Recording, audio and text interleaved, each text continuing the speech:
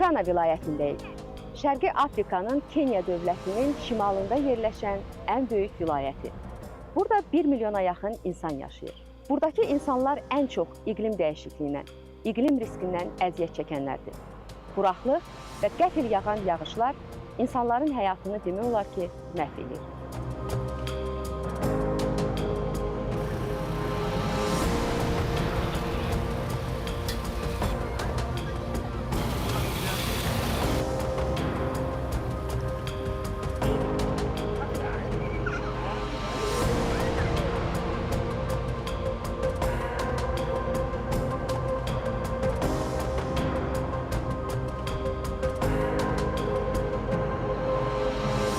Natır kəndinin mərkəzi sayılır.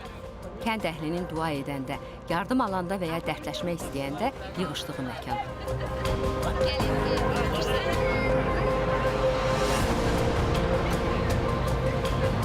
Çox vaxt yeni günə dua ilə başlayırlar. Allahdan istəkləri təbii fəlakətlərdən, quraqlıq və daşqınlardan uzaq olmaq, aclıq və susuzluğun sona çatmasını diləməkdir.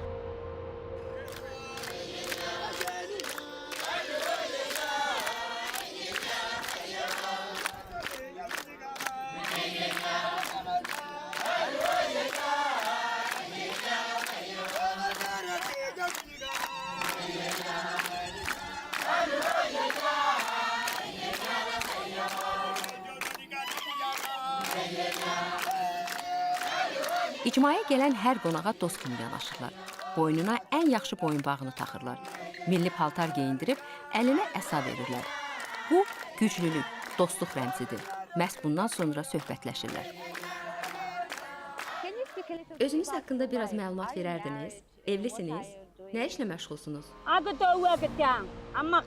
Həyat yoldaşım çoban idi. Bir təhər dolanırdıq. O dünyasını dəyişəndən sonra dul qaldım. Belə yaşamaq istəmirəm. Amma ayrı yolum da yoxdur. Seçimim də yoxdur və məcburam belə yaşamağa. Ailəmi dolandırmalıyam, neyniyim? Baxın, aclıqdan çəkim getdikcə azalır. Hər gün ağır yük daşıyıram. Səhərə kimi ağrılardan yata bilmirəm. Başım çiklidir, yuya bilmirəm. Canım ağrıyır. Axırıncı dəfə həkimə nə zaman müraciət etmisiniz? Ötən ay getmişəm, amma yenə də ağrıyıram. Hansı yeməkləri daha çox xoşlayırsınız? Nə verirlərsə, mən də onu yeyirəm. Biraz düyü verirlər, bir də göy verirlər. Son dəfə saçınızı nə zaman yumusunuz? Son dəfə qeyri-hökumət təşkilatlarından gəlmişdilər. Sabun vermişdilər bizə. O sabun da qurtarıb. Suyu hardan gətirirsiniz? Suyu çaydan gətiririk. O çay da buradan çox uzaqdır. İndi gedə bilmirik, çünki daşqın olub orada. Neçə uşağınız var? 5 uşağım var. Yaşları? Uşaqların yaşını bilmirəm. Axı mən məktəbə getməmişəm. Nə bilim, yəqin 10-12 yaşları olar. Öz yaşımı da bilmirəm.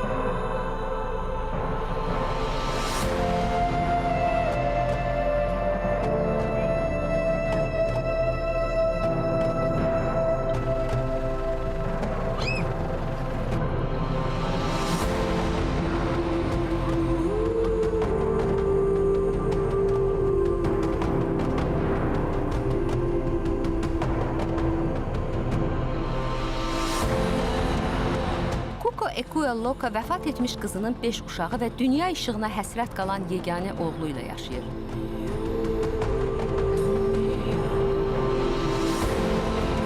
Beş-on keçisi var, çəpişləri komasında yatdığı otaqda saxlayır. Gözləri çox zəifliyib, bir istəyi var, o da qida və sudur. Yemək tapmıram. Çox vaxt gecələr ac yatıram. Nəsə tapmaq üçün çay tərəfə getməliyəm, amma uzaq olduğuna görə gedə bilmirəm. Taqətim olmur. İşləyə bilmirəm, yaşlanmışam, yeriyə bilmirəm, gücüm çatmır. Sizə kim kömək edir, kim dəstək olur? Yerli hökumət bizə yemək verir. Tez-tez daşqınlar olur, quraqlıqlar da azalmır. Uşaqlarla birgə ot toplamağa gedirik. Çəpişlərin böyüyəndən sonra onları satacağam.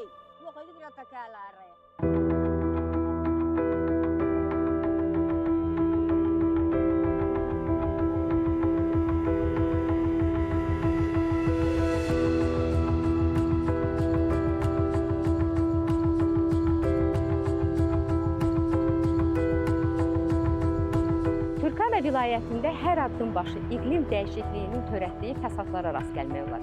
Bax, bura eyni adlı göldür, Turkana gölü. Gölün səviyyəsinin qalxması nəticəsində minlərlə ev suyun altında qalır, yollar bağlanır.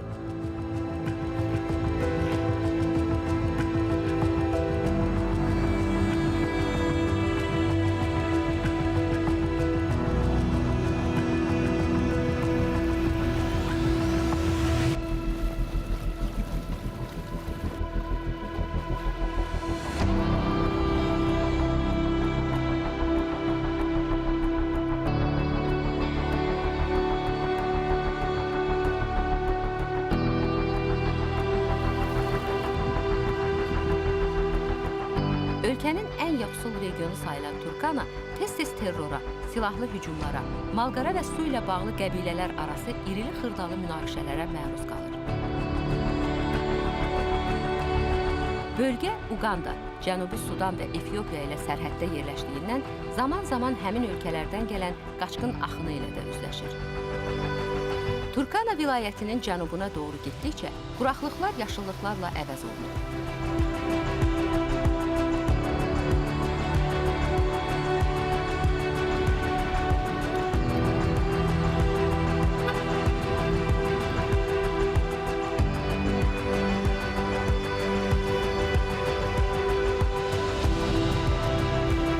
Əkin-biçinlə məşğul olan insanlar bu yerlərdə sanki daşqınlarla əməlli başlı əlbəyaxa olurlar.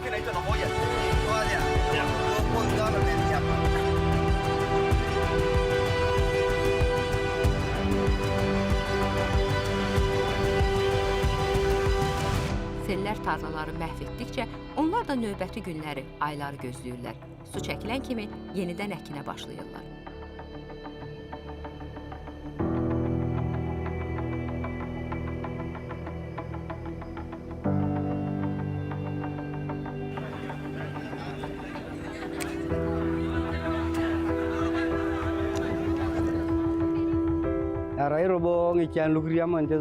Səhər tezdən saat 7-də fermaya gəlirəm. İlk işim şumlama və sonra suvarmadır. Son illər çox tez-tez hava dəyişkənliyi baş verir. Bu da işimizə mənfi təsir edir. Yağışları proqnozlaşdırmaq olmur. Daşqınlardan sonra gəmiricilər, digər bitki zərərvericiləri artır və biz də buna görə pestisidlərdən istifadə edirik. Amma kimyəvi maddələr toxumlara da mənfi edir. Baxın, mango ağaclarına da mənfi təsir olur. Yığım zamanı bazara mal apara bilmirik, maşın tapmırıq. Ona görə də az gəlirimiz olur.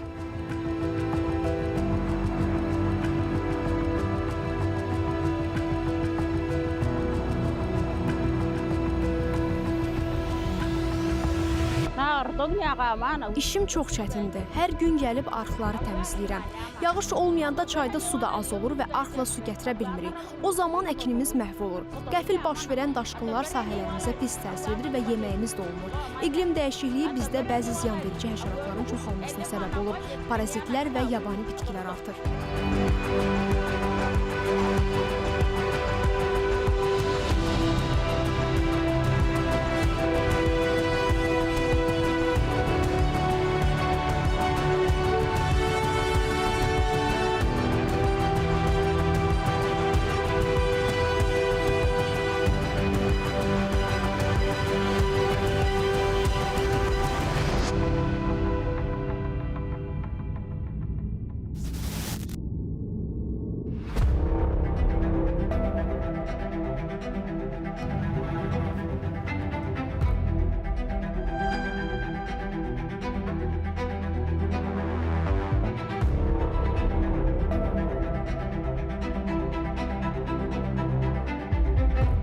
cənubunda yerləşən Magadi məntəqəsinin Oklahoma kəndi.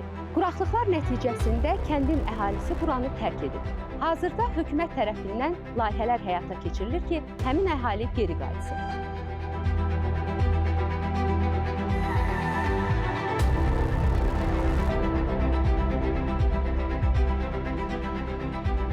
Magadilər Masai etnik qrupuna aiddirlər. Bu yerlər bir vaxtlar təkcə Keniyada deyil, bütün Afrikada məşhur idi. Heyvanların şahı olan aslanlar qəbilə döyüşçülərindən qorxduqları üçün malqaraya yaxınlaşa bilmirdilər. Aslanları buralardan didərgin salan Magadilər indi iqlim dəyişikliyinə görə özləri yurd yuvalarından didərgin düşüblər. Başqa bir fakt isə odur ki, Magadilər mal-heyvan peynindən düzəltdikləri kərmə komalarda yaşayırdılar və o komalar küləyə qarşı dözümsüz olduğundan tez dağılırdı. İndi kənd sakinlərini geri qaytarmaq üçün hökumət onlara daha müasir evlər təklif edir.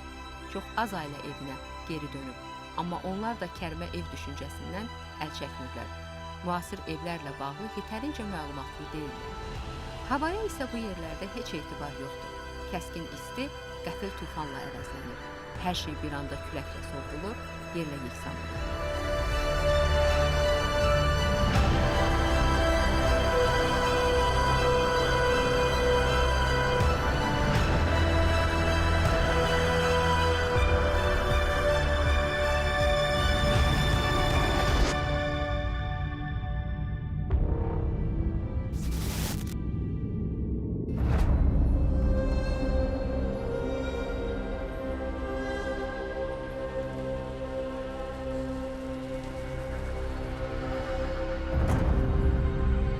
Nakuru vilayətində həyat çox sönükdür.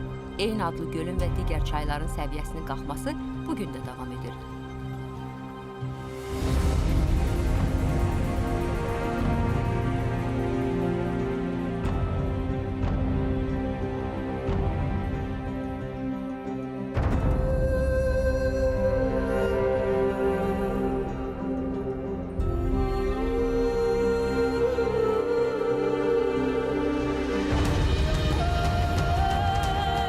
Ümidlərini sabahın təhsilinə bağlayan Kenyalıları evlərinin yox olmasından çox məktəblərin su altında qalması məyus edir. Bu məktəb bir qədər yüksəklikdə olduğu üçün salamat qalıb. Həyətyanı sahəsi, oyun meydançası isə tamamilə suyun altındadır. Məktəbdə şagirdlərə iqlim dəyişikliyi ilə bağlı təlimlər də keçilir. Bəs sənin iqlim dəyişikliyi ilə bağlı məlumatın var? Nədir bu sənə görə? İqlim dəyişikliyi sənin ölkənə mənfi təsir edir? İqlim dəyişikliyi təbii ki, bizim məktəb həyatımıza mənfi təsir edir. Bizim əkin sahələrimizə, tarlalarımıza da pis təsir edir. Arzuların nədir? Arzum imtahanlardan keçmək və universitetə qəbul olmaqdır.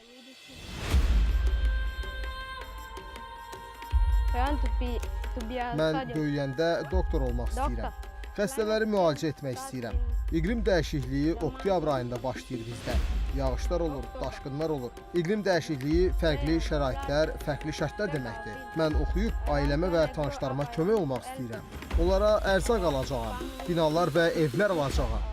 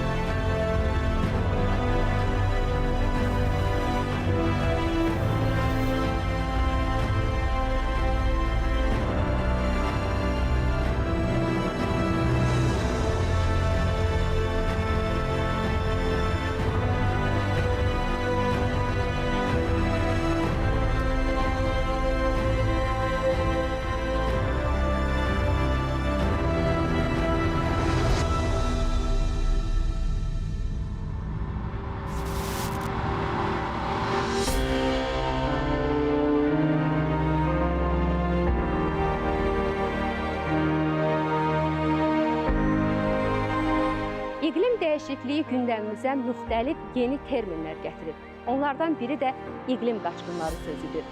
Quraqlıq və daşqınlar nəticəsində yüzlərlə, minlərlə insan evindən didərgin düşüb və onlara eko, ətraf mühit və ya iqlim qaçqınları deyilir.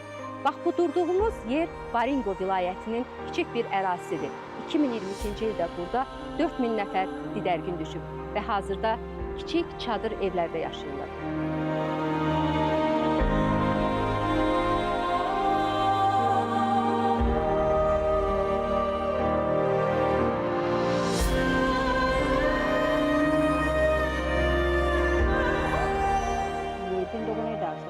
Şəxsi evim yoxdur. Övladlarımla, nəvələrimlə birgə qalıram. Öz evimdə olanda öz otağım var idi. Amma burada baxın, bu balaca yerə zorla yerləşirik. Problemlərim çoxdur. Çox pis həyat yaşayıram.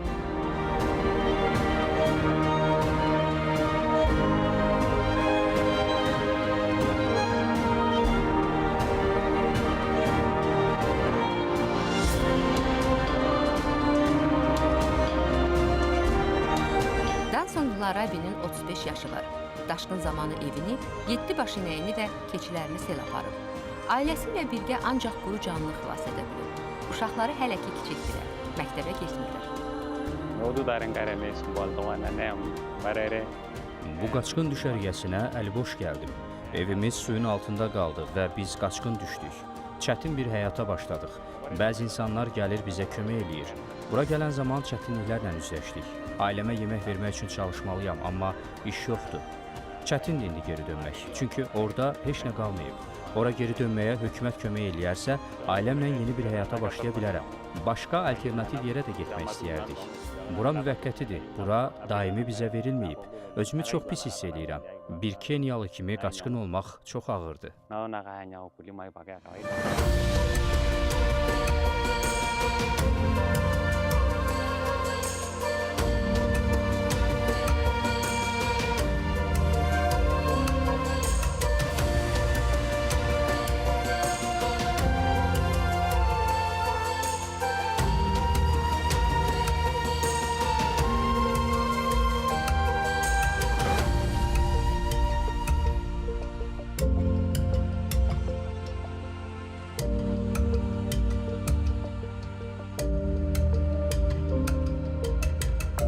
Kəskin iqlim böhranı, iqlim riskləri ilə üzləşən Kenyanın çox zəngin biomüxtəlifliyi, təbii resursları və ekosistemi var. Və Kenya bu təbii resurslardan səmərəli şəkildə istifadə edir. Ölkədə istifadə olunan enerjinin 90%-i də məhz alternativ enerjidir. Hətta alternativ enerjidən istifadəyə görə Kenya dünyada 6-cı yerdədir.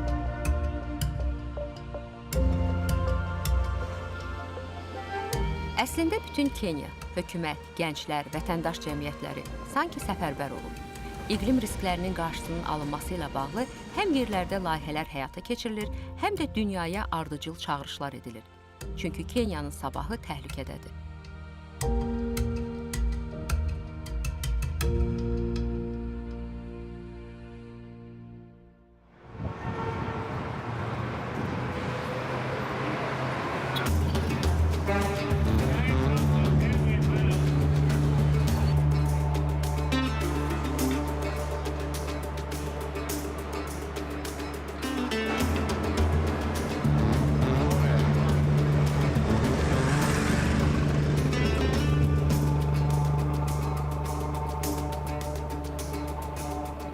Biz də gənc nəsil olaraq kənd təsərrüfatı ilə məşğul olmaq istəyirik. Amma bunu ənənəvi üsullarla etmək istəmirik. Ağıllı, mexanikləşdirilmiş yollarla reallaşdırmaq niyyətindəyik. Bu da gənclərin diqqətini daha çox cəlb edə bilər.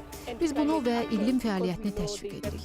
Çünki biz iqlim dəyişikliyinin sadəcə mənim ölkəm Kenyada, Afrika qitəsində deyil, eyni zamanda bütün dünyadakı təsirlərindən xəbərdarıq.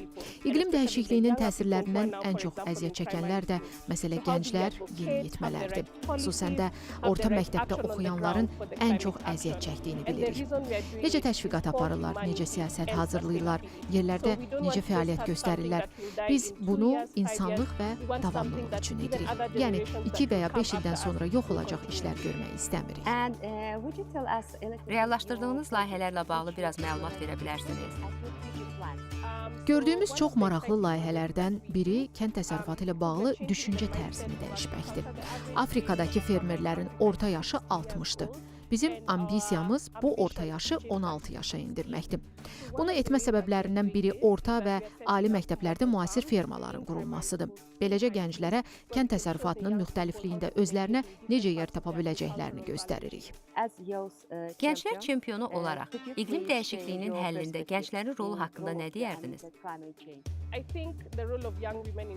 Məncə gənc xanımların iqlim dəyişikliyindəki rolu çox vacibdir. Çünki gənc xanımlar ana olurlar, uşaqlarını tərbiyə edirlər. Onlar ətrafda baş verən hadisələrə daha detallı şəkildə baxır və hər şeyin necə olduğunu başa düşməyə çalışırlar. Ona görə də gənc xanımların iqlim prosesinə cəlb edilməsinin çox önəmli olduğunu düşünürəm. Bu həmçinin təşviqat baxımından da əhəmiyyətlidir. Həm siyasətlərin müəyyən edilməsi, həm də gedən danışıqlar prosesinin bir parçası olmaları baxımından çox əhəmiyyətlidir. Biz fəaliyyət göstəririk, yerlərdə nələrinsə dəyişməsini görmək istəyirik. Beynəlxalq səviyyədə iqlim dəyişiklikləri ilə bağlı aparılan danışıqlar yerlərdə hansı nəticələrə səbəb olur? Müəyyən müddətdir yüksək səviyyəli siyasi məlumatlar eşidirik, lakin yerlərdəki gənclərin dünyada baş verənlərdən xəbəri yoxdur.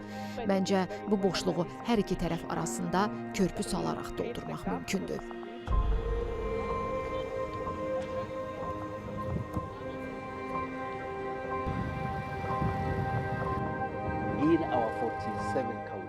İqlim dəyişikliyi ilə mübarizə aparmaq üçün 47 vilayətin hər birində siyasi və hüquqi çərçivədə sənədlər qəbul edilib.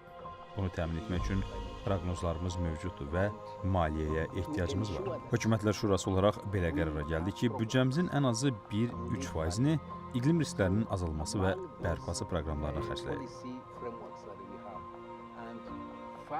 Daha sonra Dünya İqlim Dəyişikliyi Komitələri təsis etmişik. Bu komitələr icmalar səviyyəsində fəaliyyət göstərir. Beləcə icmalar istər quraqlıqlar olsun, istərsə də daşqınlar, iqlim dəyişikliyi təsirləri ilə mübarizə aparmaq üçün öz proqramlarını hazırlamaq və həssaslığı artırmaq imkanına malikdirlər. Bizim iqtisadiyyat, Kenya iqtisadiyyatı kənd təsərrüfatına əsaslanır. Biz kənd təsərrüfatından asılıyıq. Bu bizim başlıca iqtisadi dayağımızdır. Buna görə də iqlim dəyişikliyi bizim kənd təsərrüfatı istehsalımıza birbaşa təsir edir. Artan quraqlıqlara və proqnozlaşdırıla bilməyən yağışlara görə iqlim dəyişikliyi problemi olmadan öncə biz ili fəsillərə ayırırdıq. Yağış fəsli, quraqlıq fəsli. Bu fəsillərə görə əkinə başlayıb başlamayacağımıza qərar verirdik. Amma indi iqlim dəyişikliyinə görə fəsillər artıq bir-birindən fərqlənmir.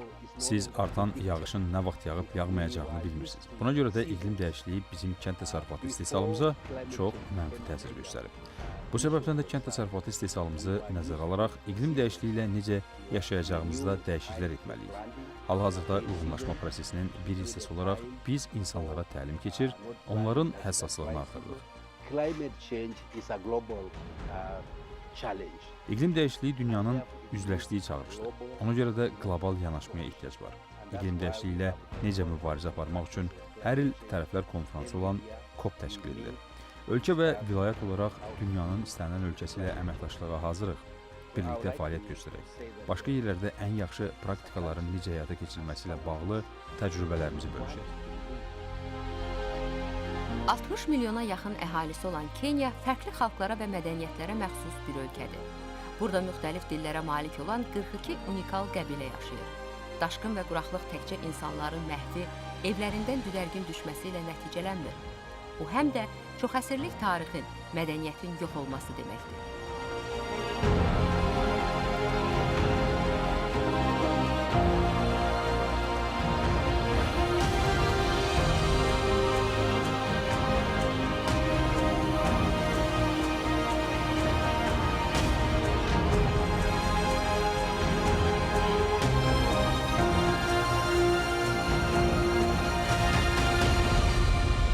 Keçirilən festivallara imkanlı imkansız hamı qoşulur.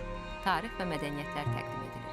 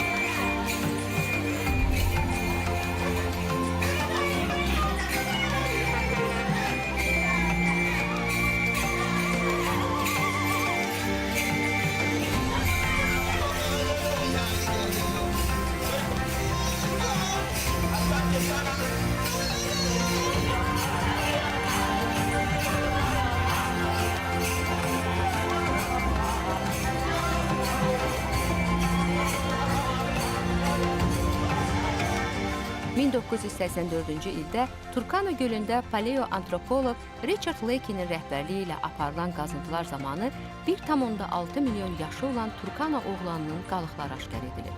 Beləliklə də Kenya Homo sapienslərin, yəni müasir insanların yaşadığı güman olunan ən erkən yaşayış məskənlərindən hesab edilir.